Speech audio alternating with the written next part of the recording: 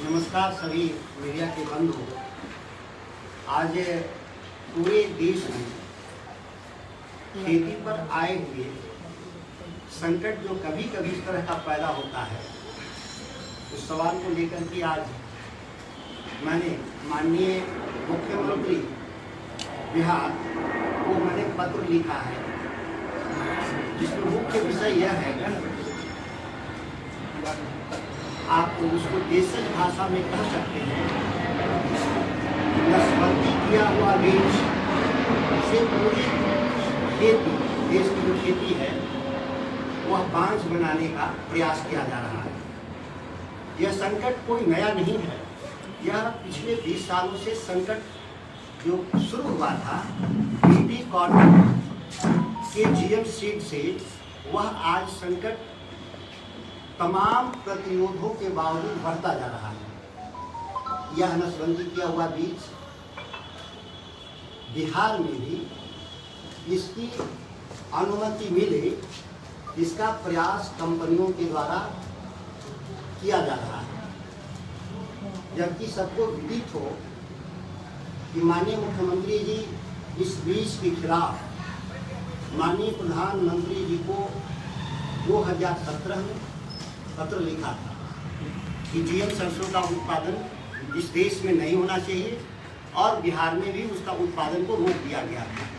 2011, 2016, 2017 में तत्कालीन वन, पर्यावरण एवं जलवायु परिवर्तन मंत्री को साफ शब्दों में लिखा गया था पत्र मुख्यमंत्री जी के द्वारा। जो मुझे ज्ञात हुआ है कि बिहार सरकार के कृषि विभाग के कुछ निकम्मे अधिकारी बिहार में जीएम सरसों के बीज के उत्पादन की अनुमति हेतु फाइलों को माननीय मंत्री तक पहुंचाने का विफल प्रयास किया था लोगों ने।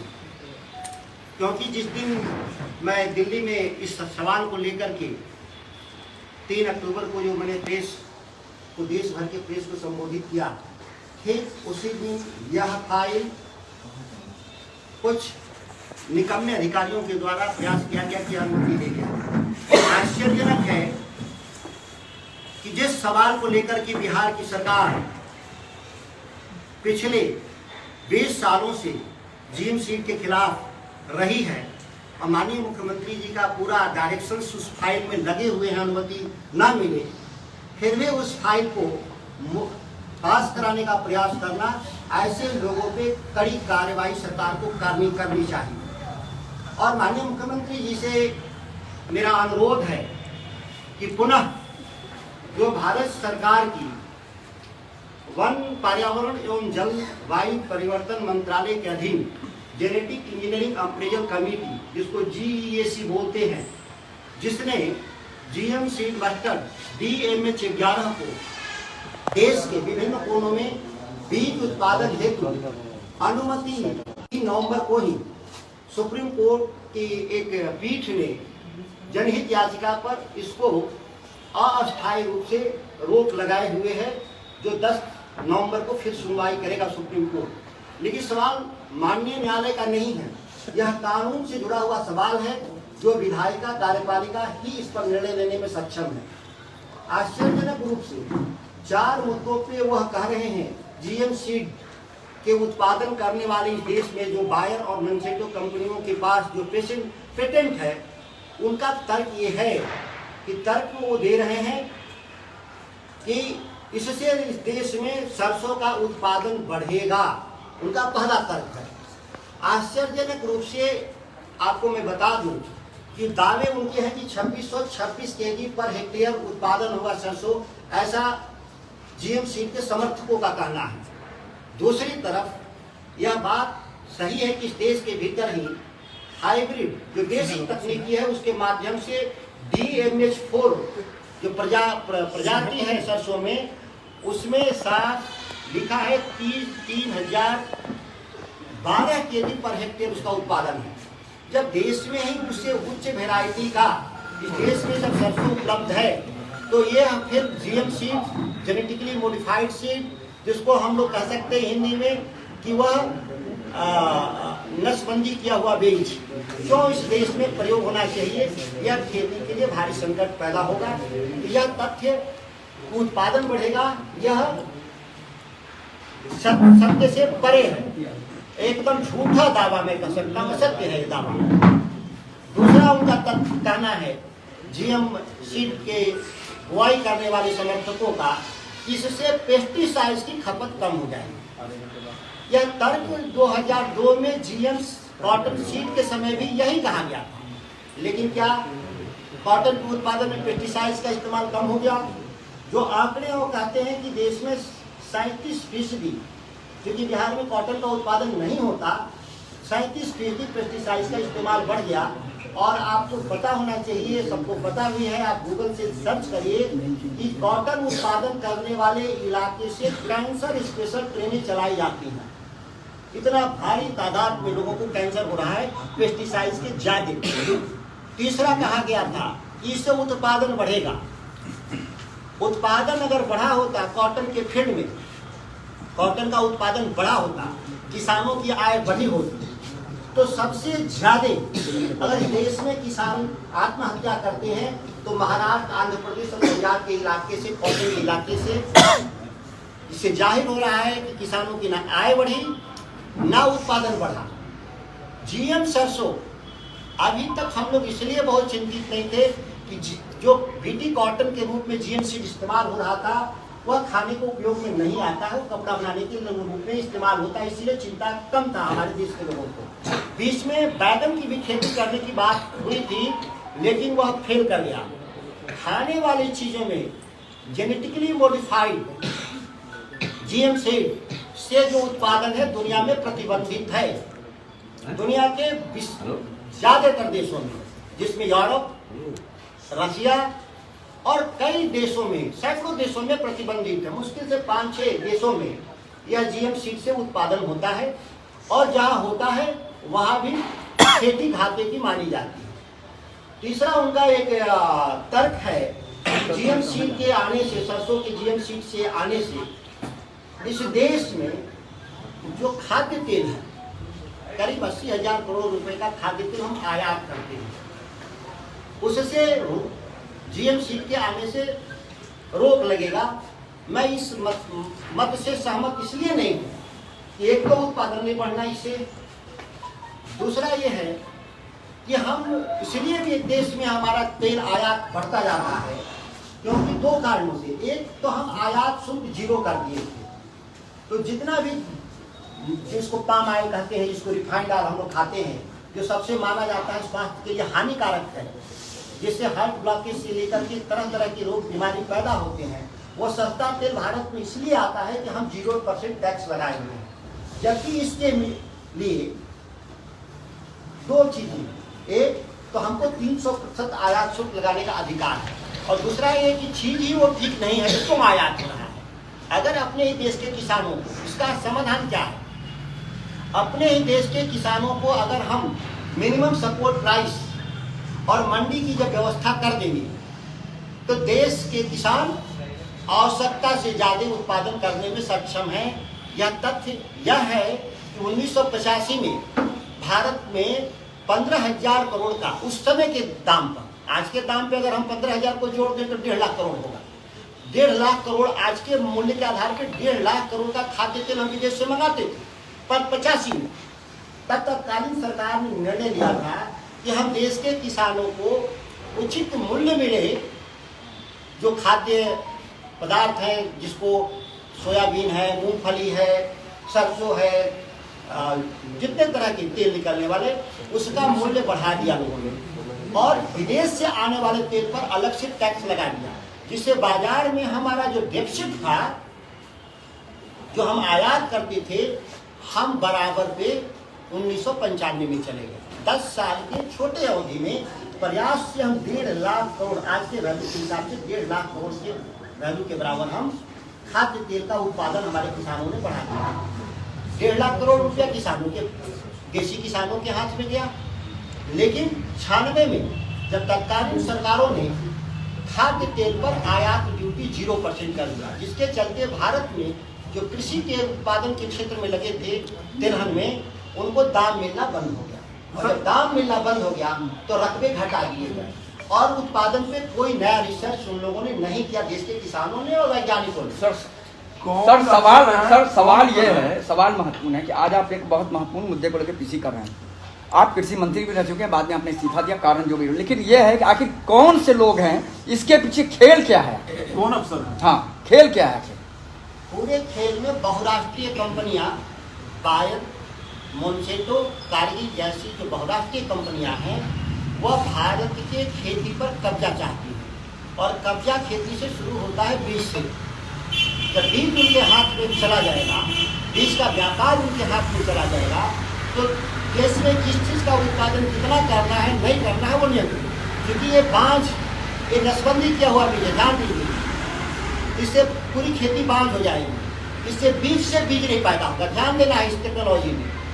लोग कह रहे हैं कि कैसे कंट्रोल करेगा, वो जितना बीज जिस चीज़ का बाजार में उपलब्ध कराएंगे उतनी खेती होगी देश में। अच्छा, लेकिन आप सवाल उठा रहे हैं, लेकिन आपके नेता जो है जिस पार्टी से आप तेजस्वी जी, इस बात को लेकर के कभी उठा नहीं रहे? इस बात मैं उसी पार्टी का वरिष्ठ कार्यकर्ता हूँ, और एक बात मैं कह रहा हूँ कि राष्ट्रीय जनता दल के घोषणा पत्र में और राष्ट्रीय जनता दल की नेशनल एग्जीक्यूटिव जो दिल्ली में हुई थी, उसमें भी स्पष्ट रूप से इन बातों को वहाँ अनुमोदन प्राप्त है।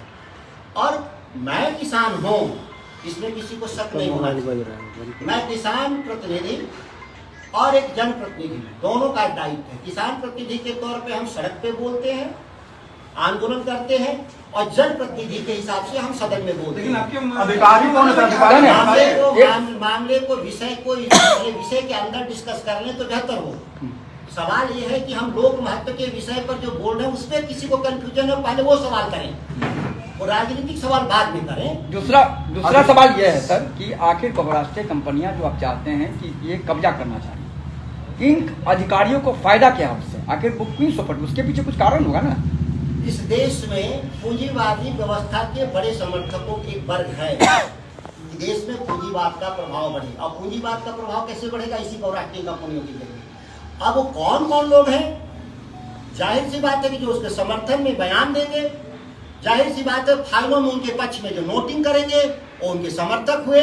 अब मैं बता दूं कि GEAC जो कमेटी है, genetic engineering modified appraisal committee, अब अप्रूवल नहीं रहा, अब अप्रेजल हो गया है, क्योंकि वो कानून विरुद्ध था।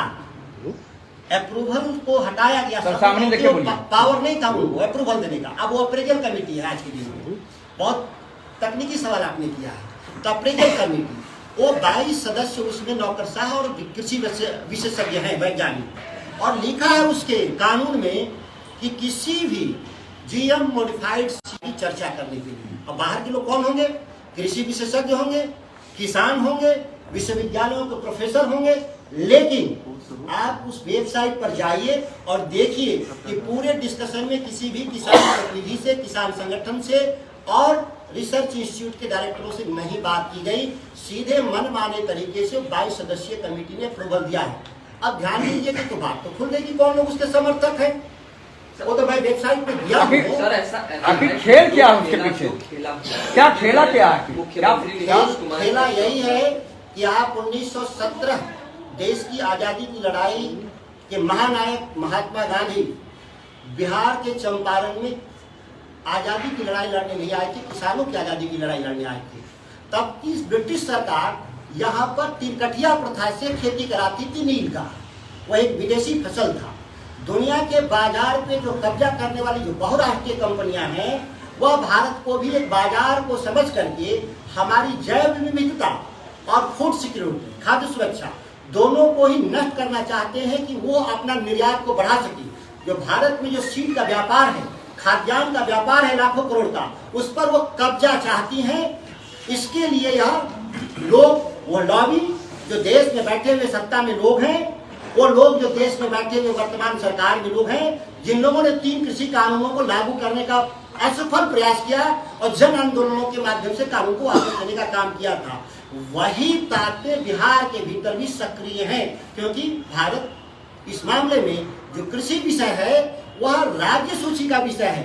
केंद्रीय सूची नहीं है। मतलब आप कहना चाह रहे हैं कि ऐसे लोगों को नीतीश कुमार भी बढ़ावा दे रहे हैं? नहीं, मेरा ये कहना है कि ऐसे लोग को चिन्हित करने का काम करें जो उनकी मंशा के खिलाफ काम कर रहे हैं। सर, एक सवाल है, एक सवाल है कि आप किसानों के लिए बड़ी ही अच्छी लड़ाई लड़ते हैं, अपने मंत्रालय से भी इस्तीफा दे दिया, बहुत सारे त्याग भी किए, आखिर क्या कारण है कि बार बार आप सवाल उठाते हैं, किसानों के हित में सवाल उठाते हैं? कौन वो लोग हैं जो किसी डिपार्टमेंट में बैठे हुए अपना फायदा सोचते हैं और क्यों कार्रवाई उन पर नहीं हो रही है? मैं अभी भी कह रहा हूँ, मैं बार बार सवाल उठाऊंगा आगे भी।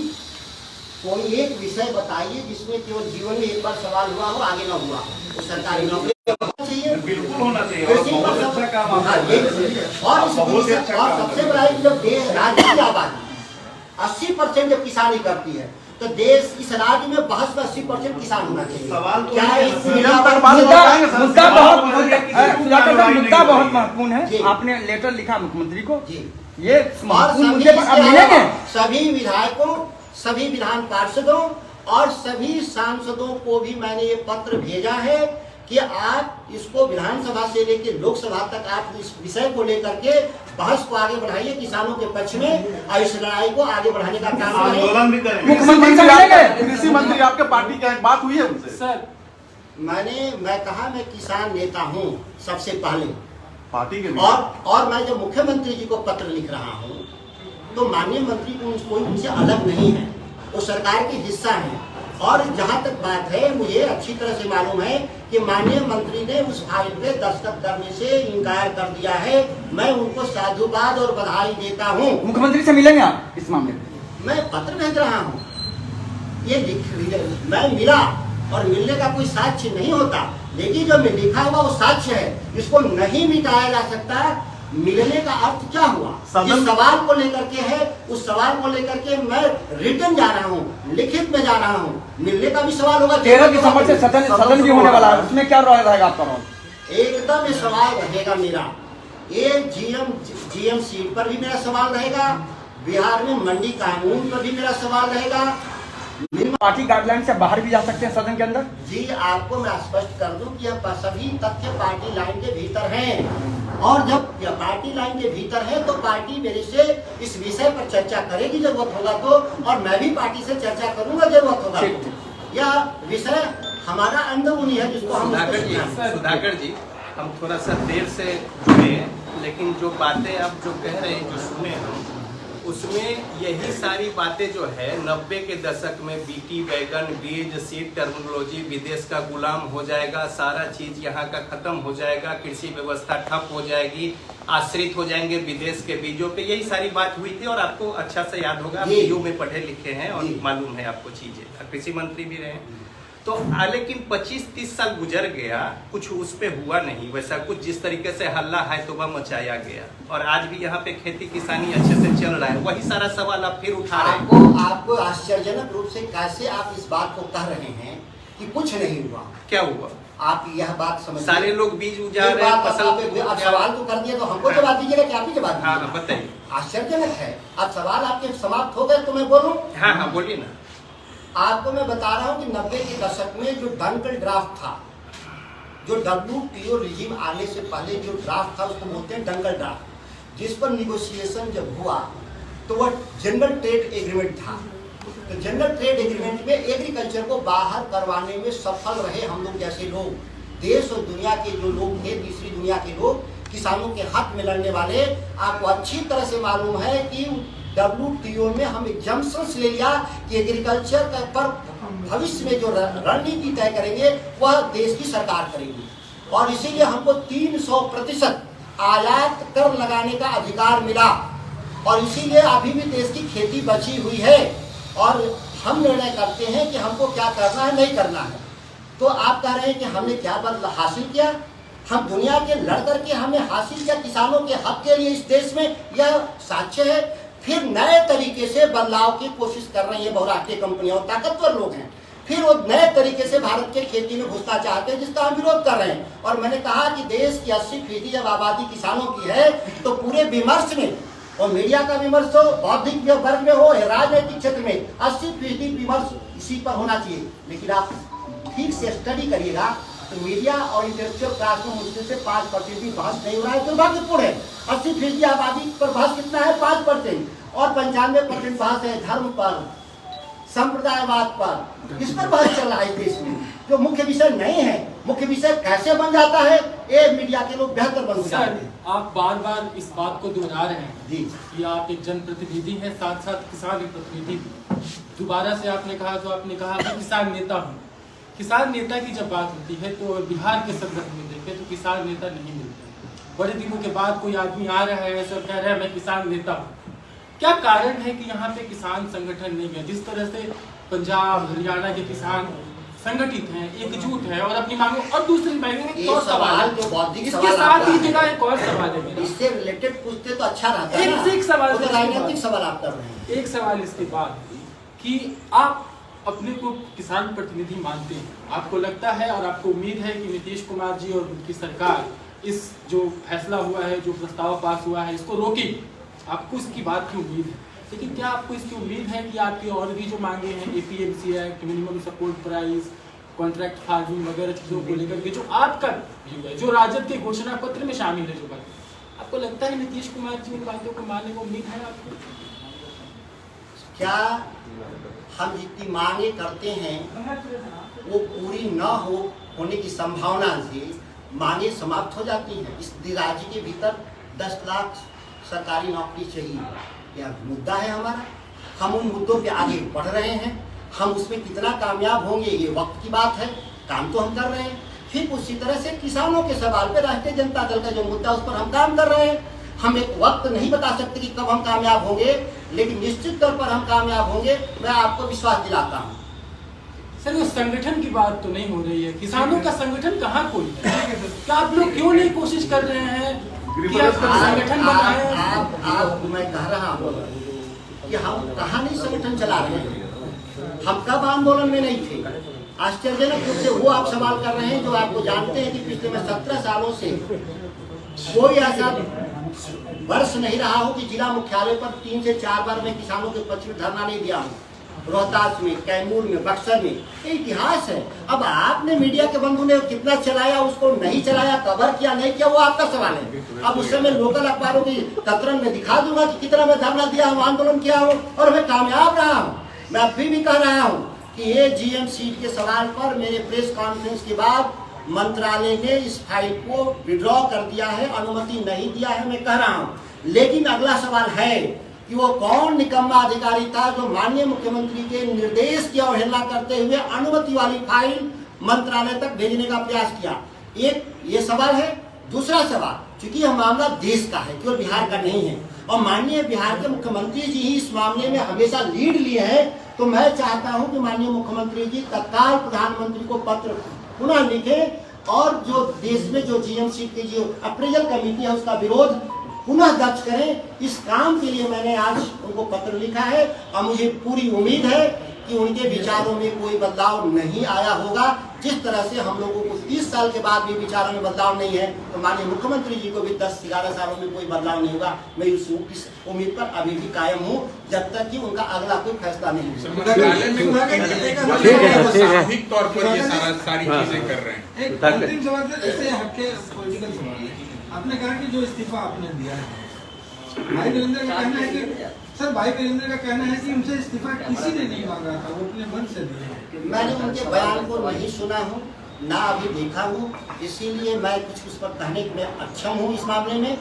और हमारे पार्टी के वरिष्ठ नेता हैं, अगर उनका कोई अपना निजी बयान होगा तो हो सकता है उनका निजी बयान हो, क्योंकि इस मामले में पार्टी ने निर्देश दिया है कि कोई भी इस तरह के बड़े बयान जो नीतिगत स्तर पे बयान है वो आदरणीय तेजस्वी जी ही देने के लिए सक्षम है।